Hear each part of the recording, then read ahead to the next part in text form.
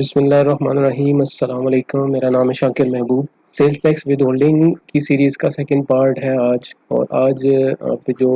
Previous topic है उसका अगर हम सम अप करें थोड़ा सा जल्दी तो उसमें हमने डिस्कस किया था कि सेल टैक्स विद होल्डिंग को अंडरस्टैंड करने के लिए तीन बुक्स हैं या तीन रेलेवेंट लॉज हैं जिनको स्टडी करना बहुत ज़रूरी है, जिसमें sales tax special procedure withholding rules 2007 है, सेल्स टैक्स एक्ट 1990 का 11 शेड्यूल है और सेल टैक्स रूल 2006 का chapter 14 withholding sales tax by the recipient of supply है। ये तीन लॉज जो हैं इनको डिस्कस करना बहुत ज़रूरी है अगर आप सेल्स टैक्स विद होल्डिंग को अंडरस्टैंड करना चाहते हैं। इसी टॉपिक की पहली वीडियो मैं ऑलरेडी अपलोड कर चुका हूँ जिसमें हमने देखा था कि विद होल्डिंग एजेंट्स जो है सेल टैक्स में कौन कौन हो सकते हैं, और इसके बाद हमने कुछ आगे फर्दर भी डिस्कस किया था कि sales tax withholding agents की क्या रिस्पॉन्सिबिलिटीज़ हैं। और इसी रिस्पॉन्सिबिलिटीज़ को कंटिन्यू करते हुए नेक्स्ट जो आज का टॉपिक है वो है जी बहुत इंपॉर्टेंट, वो है गवर्नमेंट से रिलेटेड कि अगर गवर्नमेंट डिपार्टमेंट या गवर्नमेंट का कोई इंस्टीट्यूशन जो है वो बाइंग करता है, परचेजेस करता है तो और सेल टैक्स विद होल्ड करता है पेमेंट के ऊपर, तो उनकी क्या रिस्पॉन्सिबिलिटी होगी। अभी अगर करंटली देखा जाए तो गवर्नमेंट से रिलेटेड जो भी गवर्नमेंट के सप्लायर्स हैं उनको बहुत ज़्यादा इश्यूज आ रहे हैं सेल्स टैक्स विद होल्डिंग की एडजस्टमेंट में। जब से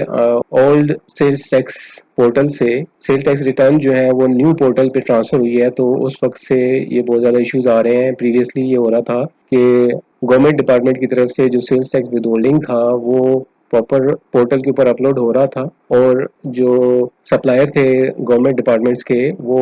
आसानी से जो सेल टैक्स है उसको एडजस्ट कर पा रहे थे। लेकिन जब से रिटर्न जो है वो शिफ्ट हुई है आईआरएस पे, उस वक्त से लेकर आज तक अभी तक जो है वो गवर्नमेंट डिपार्टमेंट की तरफ से सेल टैक्स विद होल्डिंग जो वो विद होल्ड करते हैं वो अपलोडिंग उसकी होना बंद हो गई है। तो उसका प्रोसेस जो है वो यहाँ पे डिफाइन है sales tax special procedure withholding rules responsibilities of withholding agent के अंडर। और यहाँ ये मेंशन है प्रॉपरली कि जो डीडीओ साहब होंगे, ड्राइंग एंड डिस्बर्समेंट ऑफिसर जो होगा, उसने उसकी ये रिस्पॉन्सिबिलिटी है कि उन्होंने जो सेल टैक्स विदहोल्ड किया होगा एक पर्टिकुलर पीरियड के दौरान उसको रिपोर्ट करना है जो भी उनका लोकल टैक्स ऑफिस होगा उसको।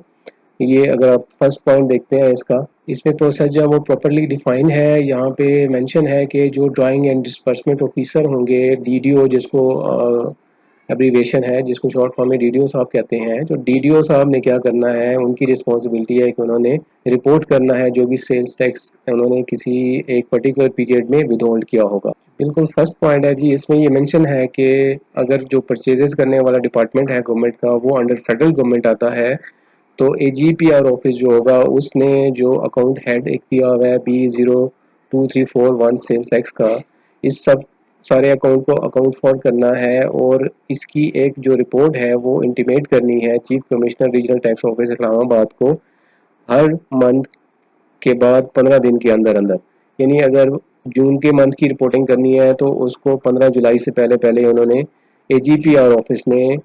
Chief commissioner regional tax office Islamabad को रिपोर्टिंग करनी है। अगर जो परचेजिंग करने वाला डिपार्टमेंट है वो फेडरल गवर्नमेंट के अंदर आता है और एजीपीआर जो है उसको हैंडल कर रहा है, तो एजीपीआर ने क्या करना है,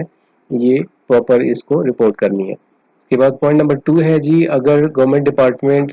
ऐसा गवर्नमेंट डिपार्टमेंट है जो कि प्रोविंशियल या डिस्ट्रिक्ट गवर्नमेंट के अंडर आता है, तो अकाउंटेंट जनरल ऑफ प्रोविंस या डिस्ट्रिक्ट के अकाउंट ऑफिसर जो होंगे उन्होंने उस अमाउंट को क्रेडिट करना है अंडर स्पेशल प्रोसीजर रूल्स 2007 के हिसाब से। जो भी डिडक्शन की होगी उसको G12777 अकाउंट में क्रेडिट करना है और चेक बनाना है इस अमाउंट का कलेक्टर के नाम का, जो भी जिस भी जुरिस्डिक्शन के अंडर ये प्रोविंस या ये डिपार्टमेंट आता होगा, उन्होंने कलेक्टर के नाम का चेक बनाना है और 15 दिनों के अंदर अंदर after the end of that month कि जिस मंथ में सेल टैक्स उन्होंने विदहोल्ड किया है उस मंथ के बाद 15 दिनों के अंदर अंदर कलेक्टर को ये चेक बना के भेज देना है। नेक्स्ट है जी पॉइंट 3, जिसमें जो अगर आपका जो डिपार्टमेंट है परचेजिंग करने वाला वो मिलिट्री अकाउंट्स के अंदर आता है, तो मगर मिलिट्री अकाउंटेंट जनरल जो होंगे मैग, उन्होंने क्या करना है, जो अकाउंट है B02341, इस अकाउंट में जितनी भी अमाउंट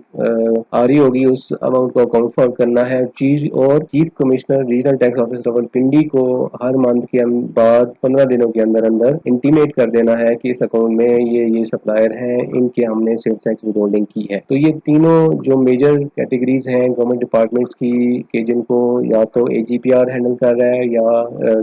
जो प्रोविंशियल अथॉरिटीज़ हैं वो हैंडल कर रही हैं, या मिलिट्री अकाउंटेंट जनरल जो है वो हैंडल कर रहे हैं। तो ये रिस्पॉन्सिबिलिटी है DDO साहब की, जो भी इन डिपार्टमेंट्स में तैनात होते हैं। उन्होंने ये इस सेल्स टैक्स विद होल्डिंग को प्रॉपर जो है वो आगे FDR में रिपोर्टिंग करनी है, ताकि उनके सप्लायर्स जो हैं, जो उनको सप्लाई कर रहे हैं, वो सेल टैक्स की एडजस्टमेंट ले सकें। अब हो क्या रहा है करंटली कि आईरिस के ऊपर जब से रिटर्न आई है तो गवर्नमेंट डिपार्टमेंट की तरफ से इंटीमेट नहीं हो पा रहा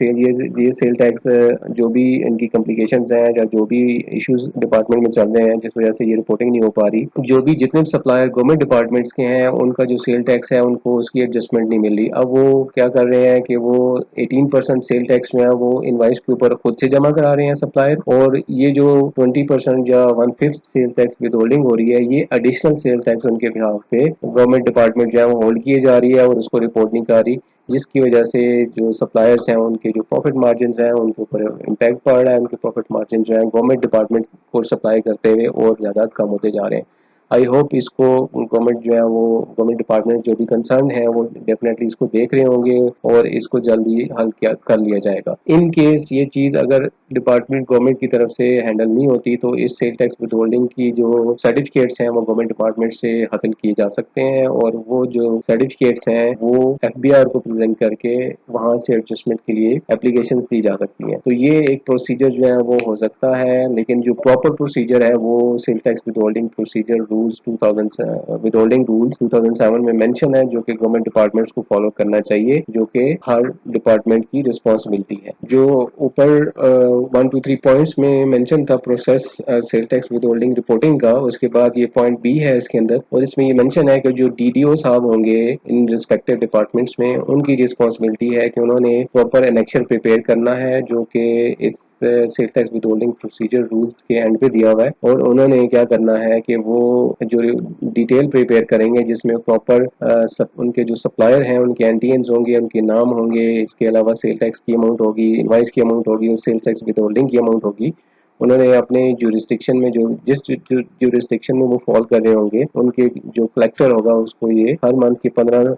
बाद उन 15 दिनों के अंदर अंदर रिपोर्ट करना है, ताकि ये प्रॉपर जो है वो पोर्टल के ऊपर अपलोडिंग हो सके और आगे जो फर्दर इसकी एडजस्टमेंट्स है वो सप्लायर्स जो है वो ले सकें। नेक्स्ट है जी पॉइंट 5। अगर जो विद होल्डिंग एजेंट हम ऑलरेडी डिस्कस कर चुके हैं, कोई ऐसा विद होल्डिंग एजेंट है सेल टैक्स का जो कि इन कैटेगरीज में फॉल नहीं करता, तो उस विद होल्डिंग एजेंट ने क्या करना है कि एक सेल टैक्स रिटर्न कम पेमेंट चालान है, जो कि आप FBR E.FBR पे जाके प्रिपेयर करेंगे, और उस चालान को आप जो भी आपकी डिजिग्नेटेड ब्रांचेज होंगी आपके नज़दीक, वो उस नेशनल बैंक की उस ब्रांच में जमा करवाएंगे। 15 डेज़ की इसकी भी लिमिट है कि आप एक मंथ के बाद 15 डेज़ के अंदर अंदर उस मंथ का जो सेल टैक्स है उसको आपने जो कंसर्न नेशनल बैंक होगा आपका उसमें जमा कराना है, और इसकी ट्रिपली 3 कॉपियाँ होंगी। एक कॉपी जो ओरिजिनल होगी वो नेशनल बैंक वाले क्या करेंगे, वो कलेक्ट्रेट ऑफ सेल टैक्स को भेज देंगे, और एक कॉपी जो है वो आपको वापस कर दी जाएगी अपने आपके रिकॉर्ड के लिए। एक कॉपी जो है वो बैंक अपने रिकॉर्ड में रख लेगा। तो ये प्रोसेस है उन विद होल्डिंग एजेंट्स के लिए जो कि ऊपर जो कैटेगरीज हमने डिस्कस की हैं उनमें फॉलो नहीं करते। इसके अलावा कोई और विद होल्डिंग एजेंट है तो उन्होंने इस प्रोसेस को फॉलो करना है। ये तो जो प्रोसेस है ये सिर्फ पेमेंट के लिए है। इसके बाद नेक्स्ट जो आपका जो सप्लायर है उसकी एडजस्टमेंट के लिए जो प्रोसेस है वो अभी तक कंप्लीट नहीं हुआ। उसका प्रोसेस जो है वो आगे आगे दिया हुआ है कि ये इस तरह के जो होल्डिंग एजेंट्स हैं जो गवर्नमेंट डिपार्टमेंट्स के अलावा हैं, उन्होंने क्या करना है, वो किस तरीके से सेल टैक्स के प्रोसेस को कंप्लीट करेंगे। इसके बाद पॉइंट नंबर 6 है जी, अगर ऐसे आप होल्डिंग एजेंट हैं जो कि सेल टैक्स में रजिस्टर्ड भी हैं, तो उन्होंने सेल टैक्स को फाइनल किस तरीके से करना है कि उन्होंने अपनी रिटर्न में उस सेल टैक्स विथहोल्डिंग को रिपोर्ट करना है, और उसी तरीके से सेल टैक्स रिटर्न के साथ उसको जो 15 डेज़ की डेडलाइन है रिटर्न सेल टैक्स की पेमेंट की, उसी तरीके से 15 डेज के अंदर अंदर उस सेल टैक्स विद होल्डिंग को अपनी रिटर्न के साथ जो है वो जमा कराना है और प्रॉपर अपनी जो विद होल्डिंग सेल टैक्स है उसको अपनी रिटर्न में रिपोर्ट भी करना है। इसके अलावा अगर ऐसा कोई विद होल्डिंग एजेंट है जो कि सेल टैक्स में रजिस्टर्ड नहीं है तो उन्होंने क्या करना है कि उन्होंने सेल टैक्स से पेमेंट चालान के अलावा जो प्रोसेस मेंशन है rule 18 of the sale tax rule 2006 उसके हिसाब से जो प्रॉपर रिटर्न है वो भी सबमिट करनी है। और ये हम सेल टैक्स रूल 2006 में जाके देखेंगे कि ये वहाँ पे मैं क्या मेंशन है इस तरह के विद होल्डिंग एजेंट्स के लिए जो कि सेल टैक्स में रजिस्टर्ड नहीं है लेकिन वो सेल्स टैक्स के लिए विद होल्डिंग एजेंट है, तो उन्होंने अपनी रिस्पॉन्सिबिलिटी को फाइनल डिस्पोज ऑफ करने के लिए क्या करना है ये सेल टैक्स रूल 2006 में मेंशन ये है जी। सेल्स टैक्स रूल 2006 ये भी एफबीआर के पोर्टल से अवेलेबल हैं, वहाँ से आप डाउनलोड कर सकते हैं। अब इसमें वही जो प्रोसेस डिफाइन था गवर्नमेंट डिपार्टमेंट्स के लिए वो यहाँ पे भी मेंशन है और सेम वही प्रोसेस मेंशन है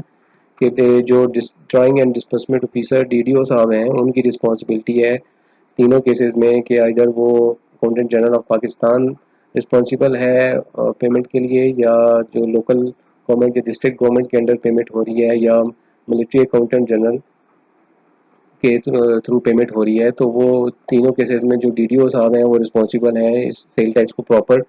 रिपोर्ट करने के लिए। और इसका जो बी पार्ट है इसमें एडिशनल ये चीज़ अवेलेबल है कि STR 28 प्रॉपर मेंशन कर दिया गया है कि STR 28 की फॉर्म में जो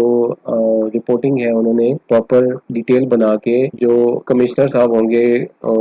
जिस ज्यूरिसडिक्शन में वो डिपार्टमेंट आ रहा होगा और उस ज्यूरिसडिक्शन के अंदर जो कमिश्नर साहब होंगे उन कमिश्नर साहब को जो 15 डेज के अंदर अंदर सबमिट करवानी होगी।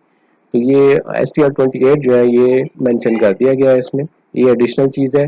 Sale tax special procedure with holding rule 2007 में मेंशन नहीं थी लेकिन सेल्स टैक्स रूल 2006 में इसको मेंशन कर दिया गया है कि STR 28 जो है वो आपने बनाना है और सबमिट करना है।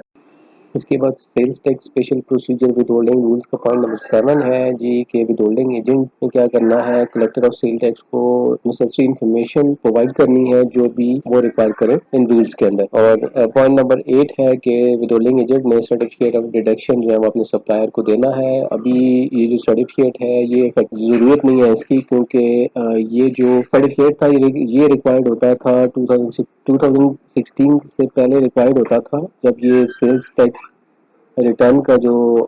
करंट सिस्टम है ये इम्प्लीमेंट नहीं हुआ था। अभी तो इस तरीके से है कि जो भी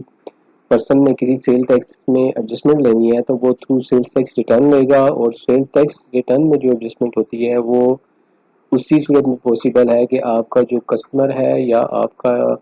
जो सप्लायर है वो अपनी सेल टैक्स रिटर्न में आपकी रेलेवेंट इन्फॉर्मेशन आपकी रेलेवेंट इनवॉइसेस जो है वो शो करता है। तो यानी इस केस में सेल टैक्स विद होल्डिंग के केस में अगर आपके कस्टमर ने सेल टैक्स विद होल्डिंग जो है वो अपनी रिटर्न में अगर वो सेल्स टैक्स में रजिस्टर्ड है तो उसने अपनी रिटर्न में अगर रिपोर्ट नहीं की तो आप उसकी एडजस्टमेंट जो है वो नहीं ले सकते। और इसी तरीके से अगर आपका जो कस्टमर है वो अगर सेल टैक्स में रजिस्टर्ड नहीं है लेकिन वो विद होल्डिंग एजेंट है और उसने सेल टैक्स विद होल्ड किया है, अगर वो अपनी sales tax withholding agent वाली वो रिटर्न है वो अगर फाइल नहीं करता तो आप इस सेल टैक्स की एडजस्टमेंट नहीं ले सकते। सर्टिफिकेट की ज़रूरत नहीं होती, अभी करंट सिनेरियो में जो है सर्टिफिकेट की ज़रूरत नहीं पड़ती। आपकी जो भी सेल टैक्स विद होल्डिंग की एडजस्टमेंट है वो थ्रू सेल टैक्स रिटर्न ही पॉसिबल होती है और आप अपनी पोर्टल से जाके एडजस्टमेंट करते हैं। कोई ऐसा सिनेरियो हो सकता है कि अगर आपने रिफंड लेना है थ्रू एफबीआर या एफबीआर से कोई एडजस्टमेंट लेनी है तो उस सर्टिफिकेट की ज़रूरत पड़ सकती है। उस केस में आप एफबीआर को सर्टिफिकेट के साथ जो है वो अप्रोच करेंगे और उसकी एडजस्टमेंट जो है वो ले सकते हैं या लेंगे। लेकिन डिपार्टमेंट से एडजस्टमेंट लेना जो है वो थोड़ा इजी नहीं होगा, काफ़ी मुश्किल होगा क्योंकि वो प्रोसेस जो है उन्होंने अपने लाजमी इंश्योर ये करने हैं कि जो सेल टैक्स है वो वाकई गवर्नमेंट को मिला भी है कि नहीं है। तो वो वेरिफिकेशन वगैरह और जो प्रोसेस है वो सारा वो कंप्लीट करने के बाद आपको जो भी एडजस्टमेंट है वो देनी हुई या ना देनी हुई तो वो उसके ऊपर डिसीजन होगा जो कि काफ़ी टाइम टेकिंग हो सकता है। आज की वीडियो इधर तक ही, नेक्स्ट इस टॉपिक को आगे लेके चलेंगे। अगर वीडियो अच्छी लगी हो तो वीडियो को लाइक करें, चैनल को सब्सक्राइब करें और अगर कोई चीज़ समझ ना आई हो तो आप कमेंट सेक्शन में मेरे से पूछ सकते हैं, मैं उसको एक्सप्लेन कर दूंगा। और अगर कोई चीज़ मेरे से स्किप होगी हो तो आप मुझे आइडेंटिफाई कर सकते हैं, मैं उसको दोबारा से आपके लिए डिस्कस कर लूँगा। अपना बहुत सारा ख्याल रखिएगा। अल्लाह।